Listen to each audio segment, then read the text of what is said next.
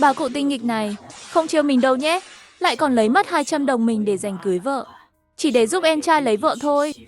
Ai ngờ cô dâu mới lại là một nàng hơi khó nhìn, rồi còn đẩy qua cho mình nữa chứ. Cuối cùng là mình và Mộc Nam Chi gặp rắc rối to, khiến mình mãi sống trong buồn phiền luôn. May mà ông trời cho mình cơ hội làm lại từ đầu. Kiếp này mình sẽ đường hoàng cưới nàng ấy. Và để những người tinh nghịch kia nhận bài học nhỏ. Ông nội ơi, ông gọi cháu à? Ồ, hôm nay chuyện này là do Quý Niên hơi sai. Nhưng mọi việc đã lỡ rồi. Để giữ thể diện nhà họ Diệp chúng ta, cháu chịu thiệt một chút nhé. Đón cô dâu mới về nhà đi. Chuyện sau này chúng ta từ từ bàn bạc. Hài hước thật đấy. Dù mình có gây rối lớn cỡ nào, ông nội vẫn luôn đứng về phía mình. Đúng là chẳng thay đổi chút nào. Hễ Diệp Quý Niên nổi hứng lên, cả nhà đều phải xoay quanh cậu ấy. Nhưng hôm nay mình chẳng có tiền đâu, nói chuyện dễ vậy sao nổi. Ông nội ơi, chuyện hôm nay cháu không nghe ông được. Cả làng đều biết hôm nay là ngày Quý Niên cưới vợ. Giờ đổi thành cháu cưới thì ra cái gì đây? Mai mốt đồn ra cả đội sản xuất. Cháu sợ bị mọi người bàn tán ngập đầu luôn. Ôi Tư Thần à, cháu đừng nghĩ lung tung nhé. Biết đâu chuyện hôm nay lại là duyên số thì sao? Hồi đó 200 đồng dành cho Mộc Nam Chi là tiền cháu tích cóp để cưới vợ. Chỉ là chưa tìm được nhà nào hợp ý, nên mời cho Quý Niên mượn tạm. Ai ngờ lại xảy ra chuyện thế này. Ông nội đúng là khéo nói lời ngọt ngào. Nghe thì cứ tưởng là tốt cho mình, nhưng toàn lời hay ý đẹp thôi. Người chịu thiệt mãi là mình đây. Hôm nay cháu lỡ gây lộn với Quý Niên. Chuyện này ông không trách đâu. Ông quyết định rồi, dù khó khăn thế nào. Lát nữa làm lễ xong, cháu với cô dâu cứ lên công xã đăng ký nhé. Sau đó ông sẽ nói với cả đội rằng từ đầu hôn sự này là của cháu. Chỉ là mọi người hiểu lầm thôi, cứ tưởng là của Quý Niên. Nhưng hôm nay cháu cưới vợ cũng phải nghĩ cho Quý Niên chứ. Sau này cháu đưa thêm 200 đồng cho cậu ấy, để cậu ấy cưới một cô vợ khác. Lại thêm 200 đồng nữa cho cậu ấy. Đã thấy ai thiên vị chưa? Nhưng thiên vị thế này thì hiếm lắm. Kiếp trước mình còn nhỏ, tin lời ông ngọt nhạt, bán hết gia trồn để dành. Được 260 đồng đưa hết cho Diệp Quý Niên. Nửa tháng sau, cậu ấy lại cưới thêm một cô vợ nữa. Tiếc là mình không còn là cậu nhóc ngốc nghếch, để mọi người muốn làm gì cũng được nữa đâu. Bố ơi, sao được thế à? Có gì mà không được. Nhà này chưa tới lượt con quyết đâu. Tư Thần là cháu trưởng họ Diệp. Cháu giúp đỡ các em chút có sao đâu. Hôm nay cháu làm Quý Niên lộn xộn cả lên. Thế thì cưới vợ kiểu gì nữa? Chuyện này cứ thế mà định nhé. Bố, không phải thế đâu ạ. Cả đội sản xuất đều thấy rõ là Quý Niên đi đón dâu mà. Ai cũng biết hôm nay là ngày cưới của Quý Niên. Giờ nửa đương đổi người. Chú thím đại bác gì đó. Tin này lan ra, chắc bị mọi người bàn tán ngập đầu. Bố ơi, con cũng không đồng ý. Bố để Tư Thần sau này biết giấu mặt vào đâu. Chuyện đã rồi thế này rồi, còn mặt mũi gì nữa? Chẳng phải vừa nãy Tư Thần đứng ra vì Mộc Nam Chi gây lộn với Quý Niên sao? Còn Tư Thần nữa, 200 đồng của Quý Niên coi như xí xóa một lần. Con đưa giấy nợ Quý Niên viết ra đây. Bố, anh hai ơi, sao giờ nhà này lại thành anh quyết vậy? Ông già này không làm chủ được nữa à? Ta thấy trước đây còn hiếu thuận chỉ là giả vờ, giờ không giả nổi nữa đúng không? Con không có ý đó ạ. Hôm nay cả đội sản xuất đều biết là Quý Niên cưới vợ. Giờ đột nhiên đổi thành Tư Thần. Lời đồn đáng sợ lắm ạ. Ý đó đó, cháu thấy ông nội nói cũng đúng. Cháu không cưới Mộc Lan Chi thì khỏi mượn tiền. Nhưng đó là 200 đồng lận. Cháu còn lo cưới xong lại gánh nợ 200 đồng. Tiền này biết bao giờ mới trả hết. Giờ thì hay rồi. Không nợ, nhẹ cả người luôn. Tư Thần, ông biết cháu có tiền mà. Sau này đưa ông một ít nhé. Cháu cướp mất cô dâu của ông, còn gây lộn với ông nữa. Phải đền ông chút gì chứ? Diệp Quý Niên cười tuề tết. Cuối cùng cậu ấy cũng đẩy được Mộc Nam Chi cái rắc rối này đi rồi. Sau này còn có thể nhờ chuyện này mà lấy thêm chút tiền từ Tư Thần. Đúng là chuyện tốt từ trên trời rơi xuống. Nhiếp Viễn Sơn và Triệu Tiểu Ngọc thấy ông Diệp Hậu Đức thiên vị quá. Lòng cứ nguội lạnh hẳn đi. Nếu là ngày thường họ bị đối xử không công bằng, thì họ cũng chịu thôi. Nhưng hôm nay liên quan đến hôn sự của con cái, họ không thể nhịn thêm được nữa. Đúng lúc hai người định cãi lý với ông Diệp Hậu Đức, Tư Thần vốn im lặng bỗng đứng dậy. Ông nội, bảo cháu cưới Mộc Lan Chi cũng được. Nhưng cháu có một điều kiện. Tư Thần đừng nghịch ngợm. Cháu nhỏ thế biết gì đâu.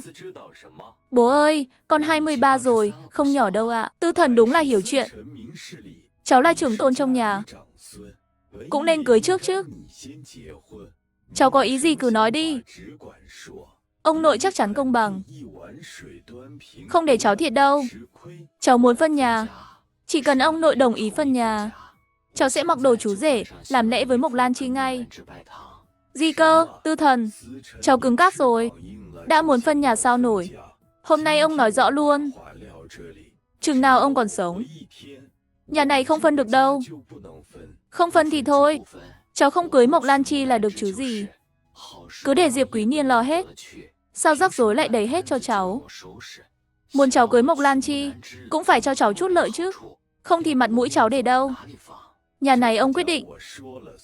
Hôm nay cháu phải cưới Mộc Lan Chi. Ôi ông nội ơi, giờ là xã hội mới rồi. Không còn kiểu ép cưới nữa đâu. Cháu không đồng ý, thì ai cũng đừng mong ép cháu cưới. Và lại đây vốn là cô dâu ông chọn cho Diệp Quý Niên. Cậu ấy gây rối một cái, ông lại đẩy cháu ra chịu trận. Ông để bà con trong đội sản xuất đánh giá xem. Ông nói không được, ai dám bảo ông sai nào. Ông nội thiên vị vừa vừa thôi. Hôn nhân là chuyện lớn cả đời cháu. Cháu không dám đồng ý vội đâu. Tư Thần nói có lý lắm. Ban nãy là Quý Niên đi đón dâu, thì phải để Quý Niên làm lễ với Mộc Nam Chi chứ. Sao lại kéo Tư Thần vào làm gì? Lưu Vạn Tình nhìn nhà họ Diệp rối như nồi cháo. Tốt bụng bước lên khuyên nhủ đôi lời. Nhưng vừa nói xong, Diệp Quý Niên bật dậy hét to. Chuyện nhà chúng tôi, Lưu Vạn Tình xen vào làm gì chứ? Hồi nói chuyện cưới xin, bà Mai không nói Mộc Lan Chi hơi khó nhìn. Tôi đã bảo sao hôm nay bà Mai không tới. Chắc bà ấy ngại không dám xuất hiện. Đó cũng là chuyện giữa cậu với Mộc Nam Chi. Sao lại lôi Tư Thần vào làm gì? Lưu Vạn Tình cũng chẳng vừa. Ông đã ngứa mắt chuyện nhà họ Diệp bắt nạt nhà Triệu Tiểu Ngọc lâu rồi. Họ toàn kiểu bắt nạt kẻ yếu thôi. Nếu nhà ông mà dám đối xử với con ông thế này, ông đã lật tung mái nhà lên rồi. Bà nội ơi, cháu, hôm nay cái đám cưới này cháu không làm đâu. Mọi người mà ép cháu là cháu nhảy sông đó. Nhắc tới Mộc Nam Chi, Diệp Quý Niên tức muốn xì khói luôn. Nếu không phải gió thổi bay khăn che mặt, cậu ấy vẫn còn bị lừa.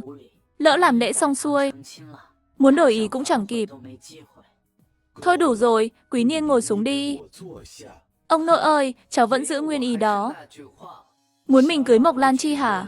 Trừ khi mình chết mất thôi. Mình thấy Tư Thần hợp lắm đó. Cậu ấy giỏi bắt chồn vàng.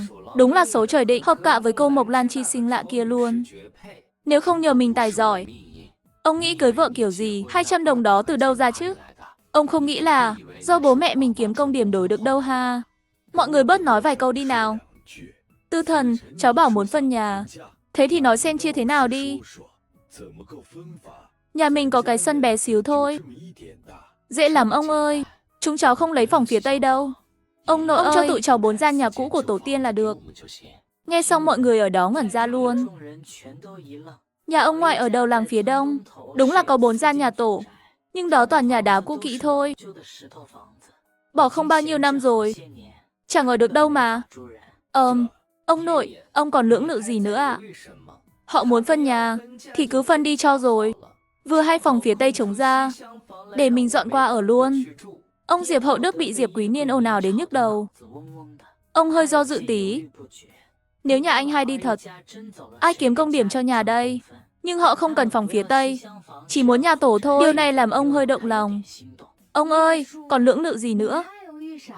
Đồng ý nhanh đi nào. mấy đứa cháu trong nhà lớn cả rồi. Sau này chúng nó cưới vợ. Chẳng lẽ cứ chen chúc trong một cái sân mãi? Sớm muộn gì cũng phải phân nhà thôi. Lưu Vạn Thanh lại lên tiếng. Nếu phân nhà thật, sau này Triệu Tiểu Ngọc cũng đỡ khổ hơn.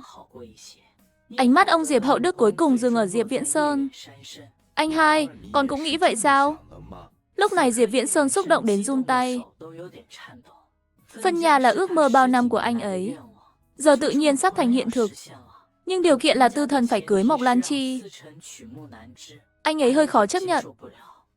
Bố đồng ý đi ạ. Đừng lo cho con, Tư Thần không sao đâu. Diệp Viễn Sơn và Triệu Tiểu Ngọc nhìn Tư Thần đầy cảm động. Cậu bé ngày xưa hay trốn sau lưng họ. Dường như lớn lên chỉ sau một đêm. Bố, phân nhà đi ạ. Muốn phân thì phân thôi. Nhà cũng chẳng có nhiều lương thực chia cho các con đâu. Giờ lại vào thu rồi. Muốn đào đất kiếm ăn thì đúng là mơ giữa ban ngày. Đợi vài ngày đói bụng. Ngày tháng không qua nổi. Chẳng phải muốn làm gì cũng được sao? Nghĩ tới đây, ông Diệp Hậu Đức cuối cùng không lăn tăn nữa. Chuyện phân nhà, chốt luôn nhé. Tư Thần cố ý gọi thư ký làng, cùng vài vị trưởng lão có uy tín trong họ. Viết giấy phân nhà hẳn hoi. Ông cô đúng là cứng lòng thật. Nhà khác phân nhà được vài chục cả trăm. Ông thì hay, chia luôn 200 đồng nợ. 2 cái bát, 2 đôi đũa. 10 cân lúa mì, 10 cân bột ngô. Qua chuyện hôm nay, Nhiếp Viễn Sơn thất vọng hoàn toàn với bố mẹ mình. 200 đồng này coi như lần cuối anh ấy tận hiếu. Sau này đừng mong anh ấy giúp gì nữa. Tư Thần, giờ cháu vừa lòng chưa? Mau làm lễ với Mộc Nam Chi đi. Dĩ nhiên là chưa. Ông cho Tư Thần mượn tạm cái áo của Quý Niên đi. Làm lễ thì cũng phải mặc đẹp đẹp chút chứ. Tư Thần muốn mặc. Mấy người tự lên phố mượn đi nhé. Mẹ ơi, cái áo trên người con là được rồi. Con tin Mộc Lan Chi chẳng ngại đâu. Bà con cũng chẳng cười nhà mình đâu mà. Ôi, Tư Thần nhà ta lớn thật rồi. Bà con ơi, hôm nay là ngày vui Tư Thần cưới vợ. Cảm ơn mọi người đã đến chung vui. Ăn ngon uống vui nhé mọi người. Nói xong nhặt khăn đỏ dưới đất lên, tự tay đội cho Mộc Nam Chi, rồi bế nàng ấy bước vào phòng cưới. Nam Chi, theo phong tục chỗ mình, phải làm lễ, xong xuôi đám cưới, rồi tụi mình lên công xã lấy giấy kết hôn. Mẹ mớ, Mộc Nam Chi nằm trên lưng Tư Thần, khẽ đáp một tiếng. Lúc đầu đối diện tương lai lạ lẫm, nàng ấy căng thẳng lắm. Nhưng vừa nãy, được Tư Thần cõng lên, lòng bỗng thấy yên tâm lạ. Quý Niên, cậu đi thu dọn đồ trên bàn đi. Đó là đồ chuẩn bị cho cậu cưới, cái cậu tinh nghịch này. Cậu ấy không xứng với mấy thứ đó đâu. Cậu đi canh cửa phòng cưới đi. Đừng để cậu tinh nghịch này vào làm rối lên. Mai mốt Quý Niên còn dùng đấy. Dạ được, con đi ngay đây. Kết quả là đám cưới này thì ai cũng đoán được. Chẳng có nghi thức gì sất. Bà con thấy tình cảnh này, cũng lần lượt ra về hết.